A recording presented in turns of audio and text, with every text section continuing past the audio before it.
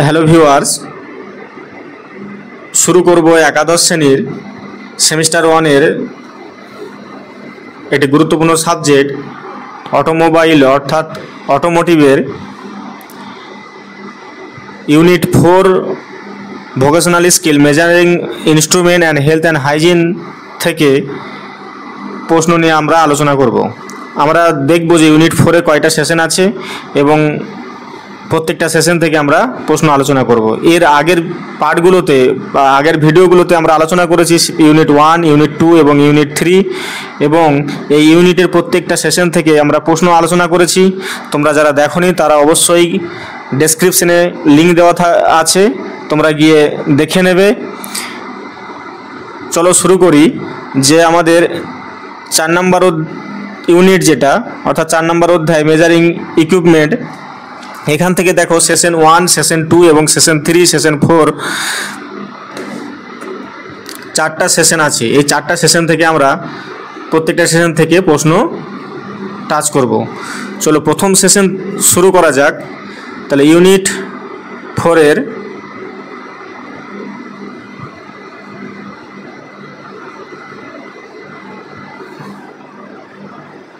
দেখো এখানে unit 4 measuring equipment session 1 আছে handling and uses of the direct and indirect measuring instrument. প্রথমে আছে দেখো শূন্যস্থান পূরণ। শূন্যস্থান পূরণের প্রথম প্রশ্ন দেখো কি আছে, একটি ড্যাশ দৈর্ঘ্য, ভর ও সময়ের একটি মান নির্ধারণ করছে। তাহলে সঠিক উত্তর কি হবে? সঠিক উত্তর হবে মৌলিক পরিমাণ অর্থাৎ ফান্ডামেন্টাল বাংলাতে বলা হয় মৌলিক পরিমাণ, দৈর্ঘ্য, ভর, সময়ের একটি মান নির্ধারণ করছে। দ্বিতীয় প্রশ্ন আছে যে যেসব পরিমাপ যন্ত্রের জন্য অন্য যন্ত্রের সাহায্যের প্রয়োজন হয় না তাদেরকে ড্যাশ যন্ত্র বলা হয়। কি যন্ত্র বলা হয়? শতপরিমাপ যন্ত্র বলা হয়। তাহলে 2 এর সঠিক উত্তর হলো শতপরিমাপ যন্ত্র বলা হয়। 3 নম্বর প্রশ্ন দেখো। 3 নম্বর প্রশ্ন আছে যে ইস্পাত স্কেল বা রুল হলো ড্যাশ যন্ত্র। তাহলে এটা কি? শতপরিমাপ যন্ত্র। একে ইংরেজিতে বলা হয় ডিরেক্ট মেজারিং যন্ত্র। 4 নম্বর প্রশ্ন দেখো ভার্নিয়ার ক্যালিপার হলো একটি ড্যাশ সরঞ্জাম যা অভ্যন্তরীণ এবং বাহ্যিক দূরত্ব সঠিকভাবে পরিমাপ করতে ব্যবহার করা হয়। তাহলে ভার্নিয়ার ক্যালিপার হলো একটি পরিশীলিত অর্থাৎ প্রিসিশন সরঞ্জাম যা অভ্যন্তরীণ এবং বাহ্যিক দূরত্ব সঠিকভাবে পরিমাপ করতে ব্যবহার করা হয়। পরিশীলিত সরঞ্জাম। 5 নম্বরের প্রশ্ন দেখো। 5 নম্বর প্রশ্ন আছে ভার্নিয়ার ক্যালিপার ড্যাশ স্কেল ধারণকারী স্লাইডিং চোয়ালটি মূল স্কেলের উপর দিয়ে চলে। কি হবে? তাহলে হবে ভার্নিয়ার স্কেল ধারণকারী স্লাইডিং চোয়ালটি মূল স্কেলের উপর দিয়ে চলে। এরপরে দেখো 6 নম্বরের প্রশ্ন। 6 নম্বরের প্রশ্ন কি আছে যে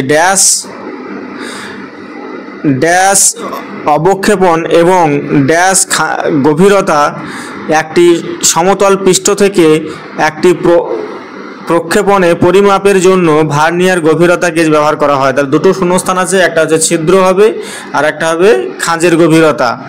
7 নম্বর প্রশ্ন দেখো যে মাইক্রোমিটার হলো একটা নির্ভুল যন্ত্র। প্রকৌশলী এবং প্রযুক্তিবিদরা ড্যাশ এবং 2টি ড্যাশের মধ্যে দূরত্ব পরিমাপের জন্য ব্যবহার করেন। তাহলে কি হবে? প্রথম শূন্যস্থানে বসবে যে ছিদ্র বা খাঁজ, এবং দ্বিতীয় শূন্যস্থানে বসবে পৃষ্ঠ বা বিন্দুর মধ্যবর্তী দূরত্ব ব্যবহার করে থাকেন। তাহলে 7-এর উত্তর হয়ে গেল। 8 নম্বরের প্রশ্ন দেখো। 8 নম্বরের প্রশ্ন আছে যে ডিজিটাল মাইক্রোমিটার ড্যাশ রিডিং। তাহলে কি? এখানে আমরা লিখব ডিজিটাল মাইক্রোমিটার সরাসরি রিডিং বা ইংরেজিতে বলা হয় ডাইরেক্ট রিডিং। এরপরে দেখব এমসিকিউ প্রশ্ন। এমসিকিউ প্রশ্ন দেখো যে প্রথম প্রশ্ন আছে প্রত্যক্ষ পরিমাপ যন্ত্রের একটি রেখা থাকে যা সমান অংশে বিভক্ত, যাকে ড্যাশ বলা হয়। তাহলে কি বলা হয়? প্রথম অপশন আছে দেখো স্নাতক স্কেল, দ্বিতীয় আছে দৃঢ় জয়েন্ট ক্যালিপার, আর গ আছে দেখো স্প্রিং জয়েন্ট মিটার, আর ঘ হচ্ছে উপরের সবগুলো। তাহলে সঠিক উত্তর হবে তোমার অপশন হচ্ছে ক, হবে স্নাতক স্কেল। দ্বিতীয় প্রশ্ন দেখো যে কোন পরিমাপ যন্ত্রটি অভ্যন্তরীণ এবং বাহ্যিক দূরত্ব সঠিকভাবে পরিমাপ করতে ব্যবহার করা হয়।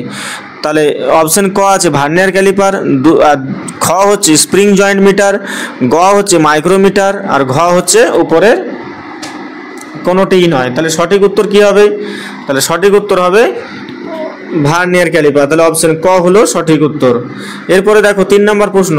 3 নম্বর প্রশ্ন হচ্ছে ভার্নিয়ার ক্যালিপার দিয়ে আমরা যে সর্বনিম্ন গণনা বা ক্ষুদ্রতম পার্ট, ইংরেজিতে বলা হয় লিস্ট কাউন্ট, পাই তা ড্যাশ হিসাবে গণনা করা হয়। তাহলে শূন্যস্থানে কি বসবে? এই শূন্যস্থানে বলছি অপশনগুলো দেখো।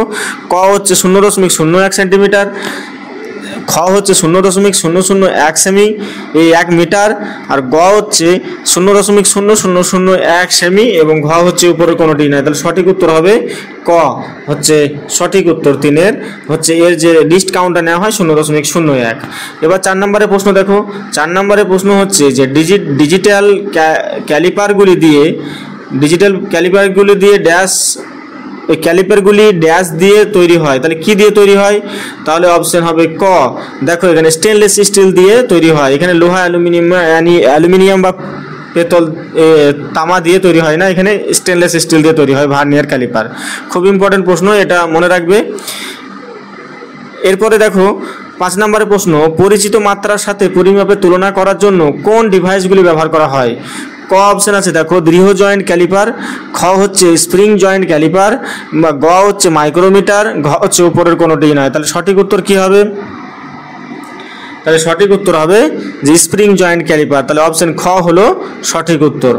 5-এর খ হলো সঠিক উত্তর, স্প্রিং জয়েন্ট ক্যালিপার। এরপরে আমরা আসবো দেখো সেশন 2-তে অ্যাঙ্গুলার মেজারিং ইনস্ট্রুমেন্ট, এই ইউনিট 4-এর যে 2 নম্বর সেশন অ্যাঙ্গুলার মেজারিং ইনস্ট্রুমেন্ট। এখান থেকে দেখো শূন্যস্থান পূরণ প্রশ্নগুলো।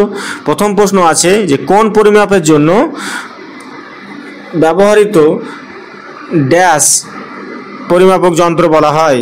তাহলে এখানে হবে কোন পরিমাপের জন্য ব্যবহৃত যন্ত্রগুলিকে অ্যাঙ্গুলার মেজারিং ইনস্ট্রুমেন্ট বা কোন পরিমাপক যন্ত্র পরিমাপ বলা হয়।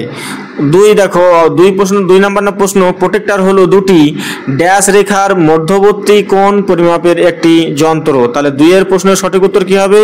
যে প্রোটেক্টর হলো দুটি রেখা বা সেগমেন্ট মধ্যবর্তী কোণ পরিমাপের একটি যন্ত্র। 3 নম্বর প্রশ্ন দেখো।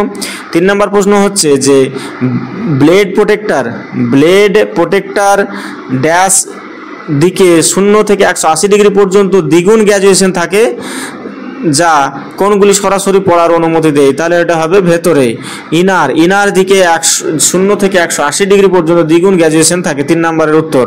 এরপরে 4 নম্বর দেখো যে ভেবেল গেজ হলো একটি ড্যাশ গেজ যা বিন্যাস এবং ড্যাশ কোণগুলির জন্য তৈরি হয়।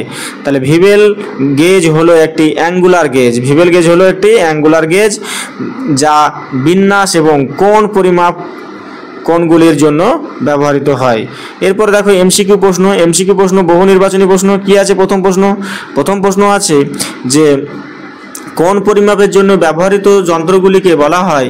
অপশনগুলো দেখো কৌণিক পরিমাপ যন্ত্র, খ হচ্ছে গেজ, গ হচ্ছে মাইক্রোমিটার, ঘ হচ্ছে উপরের কোনোটি নয়। তাহলে সঠিক উত্তর হবে কোনটা?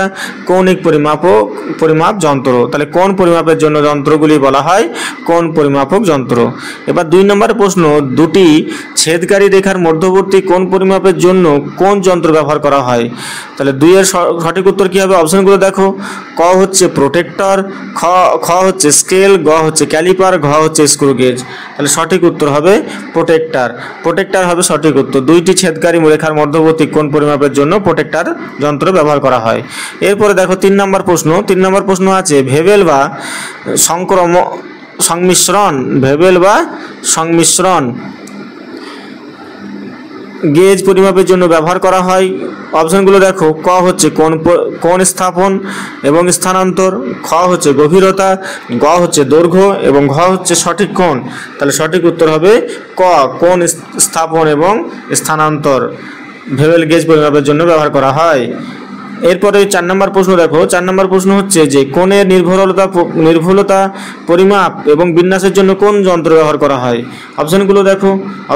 অপশন আছে ক হচ্ছে সার্বজনীন প্রোটেক্টর, আর খ হচ্ছে সংমিশ্রণ গেজ, গ হচ্ছে ক্যালিপার, ঘ হচ্ছে উপরের কোনোটি নয়। তাহলে সঠিক উত্তর হবে যে সার্বজনীন প্রোটেক্টর। 4-এর তাহলে অপশন ক হলো সঠিক উত্তর। এরপরে দেখো সেশন 3, সেশন 3-তে আছে dial indicator or gauge and other guesses. তাহলে প্রথমে শূন্যস্থানে সেশন 3 থেকে শূন্যস্থানে আমরা প্রশ্ন দেখব।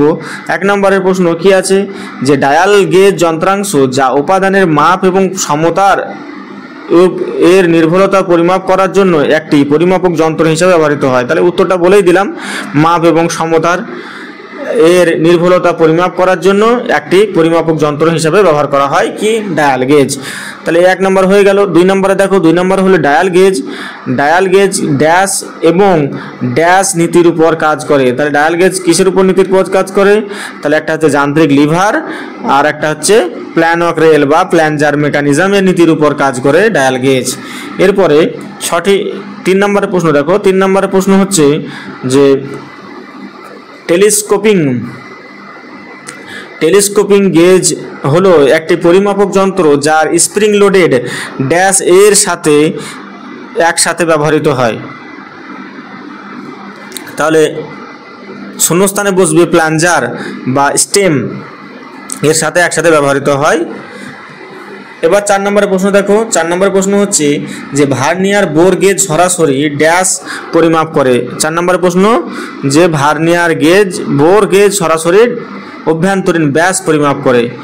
এখান থেকে যে প্রশ্নগুলো আলোচনা হচ্ছে আজকে কিন্তু ইম্পর্টেন্ট টপিক নিয়ে আলোচনা হচ্ছে।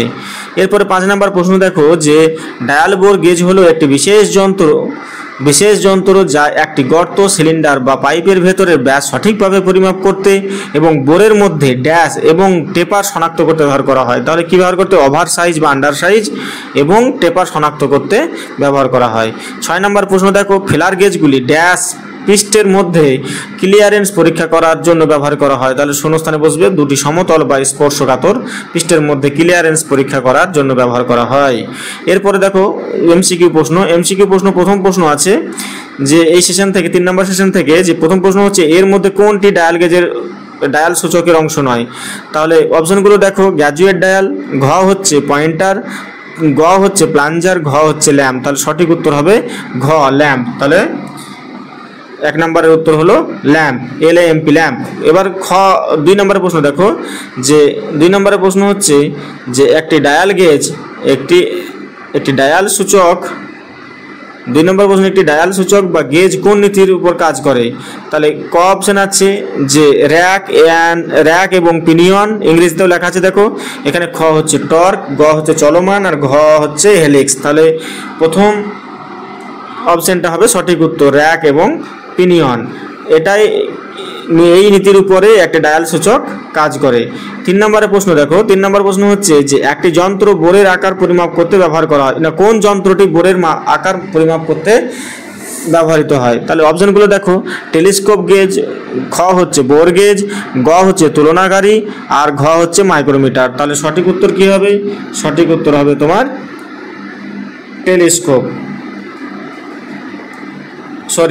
Bore gauge. সঠিক উত্তর হবে বোর গেজ। এরপরে আমরা আসবো দেখো 4 নম্বর সেশন, অর্থাৎ instrument on the dashboard of A vehicle. অর্থাৎ এই 4 নম্বর ইউনিটের 4 নম্বর সেশন, অর্থাৎ শেষ সেশন বলা যেতে পারে। তাহলে প্রথম শূন্যস্থান পূরণ প্রশ্ন দেখো যে স্পিডোমিটার খুব ইম্পর্টেন্ট প্রশ্ন এখানে আছে।